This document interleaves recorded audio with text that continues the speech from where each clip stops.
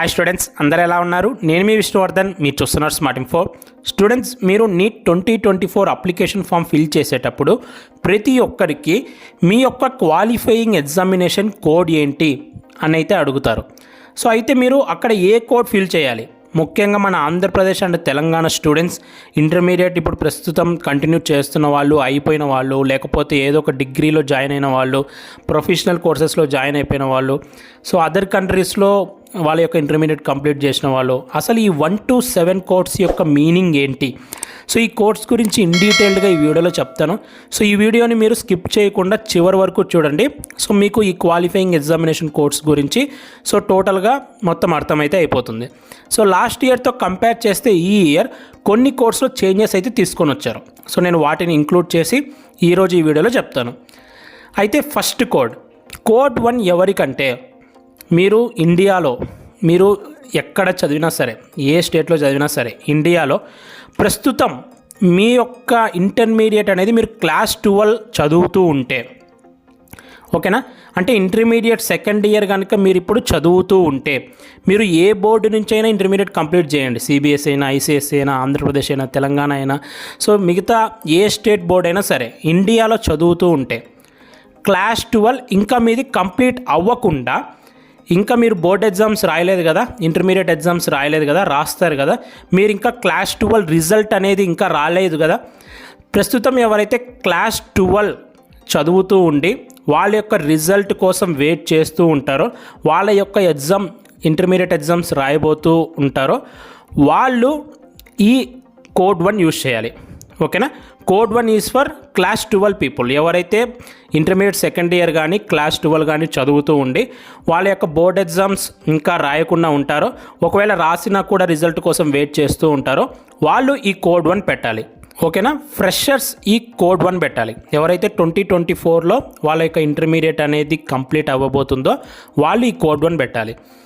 Next code 2 ఎవరికంటే, already class 12 complete అయిపోయిన వాళ్ళు, ఇంటర్మీడియట్ కంప్లీట్ అయిపోయిన వాళ్ళు, ఓకేనా, 2023లోనే 2022లోనే ప్రీవియస్ ఇయర్స్లోనే ఇంటర్మీడియట్ కంప్లీట్ అయిపోయి ఉంటుంది కదా, వాళ్ళు ఎవరైతే సిబిఎస్ఈ బోర్డు నుంచి చదివారో, ఐసిఎస్ఈ బోర్డు నుంచి క్లాస్ 12 కంప్లీట్ చేశారో, లేకపోతే ఏదైనా ప్రైవేట్ బోర్డు నుంచి కంప్లీట్ చేసిన, ఓపెన్ బోర్డు నుంచి కంప్లీట్ చేసిన, సో ఈ 4 వాళ్ళు ఆల్రెడీ క్లాస్ 12 అనేది ప్రీవియస్ ఇయరే, 2023 కానీ ఇంకా 2022 కానీ ఇంకా ప్రీవియస్ ఇయర్ ఏదైనా ఆల్రెడీ ముందే కంప్లీట్ చేసేసి ఇంటర్మీడియట్ కంప్లీట్ అయిపోయి, సో ఏ కోర్స్లో జాయిన్ అవ్వకుండా ఉంటారో, అంటే ఇంటర్మీడియట్ కంప్లీట్ అయిన తర్వాత ఏ కోర్స్లో జాయిన్ అవ్వకుండా, సో నీట్ కోసం డ్రాప్ తీసుకొని ఉంటారో, లాంగ్ టర్మ్లో జాయిన్ అయ్యి ఉంటారో వాళ్ళు, సో అలాగే ఎవరైతే వాళ్ళ యొక్క క్లాస్ 12 అనేది సిబిఎస్ఈ, ఐసిఎస్ఈ ప్రైవేట్ బోర్డులో కానీ ఓపెన్ బోర్డులో కానీ చదువుంటారో వాళ్ళు ఈ కోడ్ 2 పెట్టాలి. నెక్స్ట్ ఆంధ్రప్రదేశ్ అండ్ తెలంగాణ వాళ్ళు ఆల్రెడీ ఇంటర్మీడియట్ కంప్లీట్ అయిపోయిన వాళ్ళు ప్రీవియస్ ఇయర్స్లోనే ఈ కోడ్ 2 పెట్టాలంటే నో. సో మీరు కనుక ఆంధ్రప్రదేశ్లో కానీ తెలంగాణలో కానీ మీ యొక్క ఇంటర్మీడియట్ అనేది ప్రీవియస్ ఇయర్స్లోనే కంప్లీట్ చేసుండి మీరు ఏ కోర్సులో జాయిన్ అవ్వకుండా ఉంటే మీరు ఈ కోడ్ 2 పెట్టకూడదు. ఎవరైతే CBSE, ICSE, private board, open board, so ఈ 4 దాంట్లలో ఇంటర్మీడియట్ చేసి, సో ఇంటర్మీడియట్ కంప్లీట్ అయిపోయి ఏ కోర్సులో జాయిన్ అవ్వని వాళ్ళు మాత్రమే కోడ్ 2 పెట్టాలి. నెక్స్ట్ ఈ కోడ్ 3 ఎవరి కోసం అంటే, నెక్స్ట్ మన పీపుల్ ఆంధ్రప్రదేశ్ అలాగే తెలంగాణ స్టూడెంట్స్ ఎవరైతే ఆల్రెడీ ప్రీవియస్ ఇయర్స్లోనే, అంటే 2023, 2022 ప్రీవియస్ ఇయర్స్లోనే వాళ్ళ యొక్క ఇంటర్మీడియట్ కంప్లీట్ చేసుకొని ఏ కోర్స్లో జాయిన్ అవ్వకుండా ఉంటారు కదా, వాళ్ళు ఈ కోడ్ 3 పెట్టాలి. ఓకేనా, ఆల్రెడీ ఇంటర్మీడియట్ కంప్లీట్ అయిపోయిన వాళ్ళు, ఏ స్టేట్ బోర్డు నుంచి అయినా ఇంటర్మీడియట్ కంప్లీట్ చేస్తున్న వాళ్ళు ఈ కోడ్ 3 పెట్టాలి.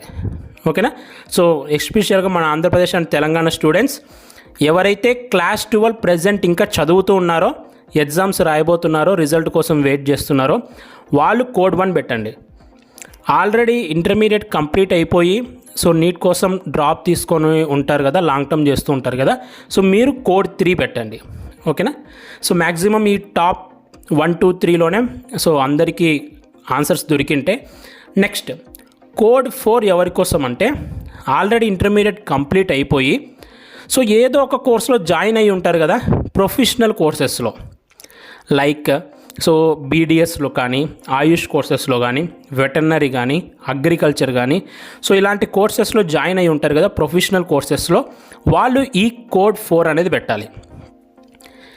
నెక్స్ట్ కోడ్ 5 ఎవరి కోసం అంటే ఎవరైతే బీఎస్సీ డిగ్రీలో ఓకేనా, బీఎస్సీలో జాయిన్ అయ్యి ఉంటారు కదా, బీఎస్సీ బాటనీ కానీ జువాలజీ కానీ, సో జాయిన్ అయ్యి ప్రజెంట్ ఇంకా మీరు ఆ డిగ్రీ కోర్స్ కంటిన్యూ చేస్తూ ఉంటే, అంటే కంప్లీట్ అయ్యి ఉండదు, కంప్లీట్ అవ్వకుండా ఇంకా మీరు ఆ బీఎస్సీ కోర్స్ చేస్తూ ఉంటే, సో 3 years డిగ్రీ కోర్స్ కనుక మీరు చేస్తూ ఉంటే, సో మీరు ఈ కోడ్ 5 అనేది పెట్టాలి. నెక్స్ట్ ఈ కోడ్ 6 ఎవరి కోసం అంటే సో ఆ బీఎస్సీ కంప్లీట్ అయిపోయిన వాళ్ళు ఉంటారు కదా, సో బీఎస్సీ పాస్డ్ అవుట్ అయిపోయి ఉంటారు కదా, బీఎస్సీ ఆల్రెడీ చదివేసి పాస్డ్ అవుట్ అయి ఉంటారు కదా, వాళ్ళు ఈ కోడ్ 6 అనేది పెట్టాలి. నెక్స్ట్ ఈ కోడ్ 7 ఎవరికంటే ఎవరైతే వాళ్ళ యొక్క క్లాస్ 12ని ఇంటర్మీడియట్ని ఇండియాలో కాకుండా అదర్ కంట్రీస్లో చదివి ఉంటారు కదా, లైక్ దుబాయ్ కానీ, అమెరికా కానీ, సౌదీ అరేబియా కానీ, ఇలా అదర్ కంట్రీస్లో వాళ్ళ యొక్క క్లాస్ 12ని కంప్లీట్ చేస్తుంటే వాళ్ళు ఈ కోడ్ 7 పెట్టాలి. Code 7 is for abroad people. ఎవరైతే అబ్రాడ్లో అదర్ కంట్రీస్లో వాళ్ళ యొక్క ఇంటర్మీడియట్ని కంప్లీట్ చేస్తుంటే వాళ్ళు కోడ్ 7 అనేది పెట్టాలి.